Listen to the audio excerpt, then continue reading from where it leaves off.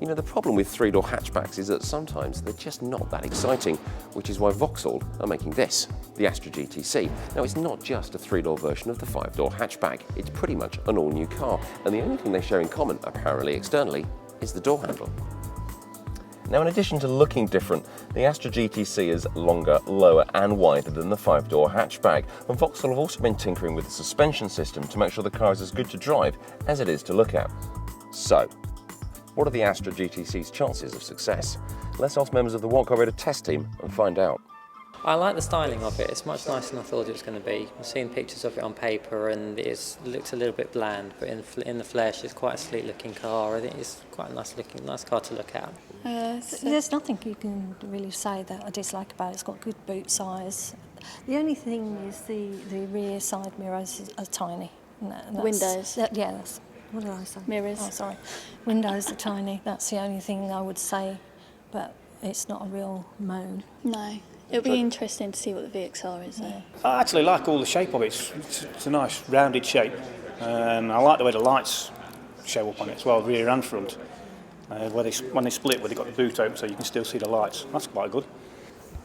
I looked at this one, which is obviously the basic model, which I think the inside is nowhere near as sporty as the outside. So I wasn't sure how much more the sportier interior is, but I think it would certainly be worth paying a little bit more and having something where the inside appears to match the outside.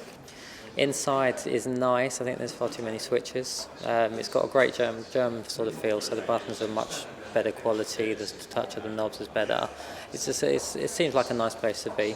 I think the blind spot might be a bit of a problem parking in town. We were watching one of the gentlemen 6 foot sitting in the back, and it's roomier, a lot roomier than it looks. It's deceiving. It is deceiving because I think if you're just looking in the windows, it looks tiny. The only thing I'm a bit concerned about is that all the front bumper, it's all one big piece. So if you have a little bit of a dink, it's a whole area. I was quite surprised at the profile of the tyres. The side view, the thing that struck me straight away was how much rubber there was. You know, used to seeing much less profile. Talking to the PR manager, they suggest that the suspension means that you don't have to compromise so much on comfort. So, you know, the test will be on the road with that. You can already order the Astra GTC at a dealer's, but the first cars will arrive with customers towards the end of November. Prices start at just under £14,500. Now, if you go to whatcar.com, you'll find loads more on the GTC, including its unveiling at the Frankfurt Motor Show, but it's only a couple of weeks until we actually drive the car ourselves, so don't forget to check back on whatcar.com for the full road test.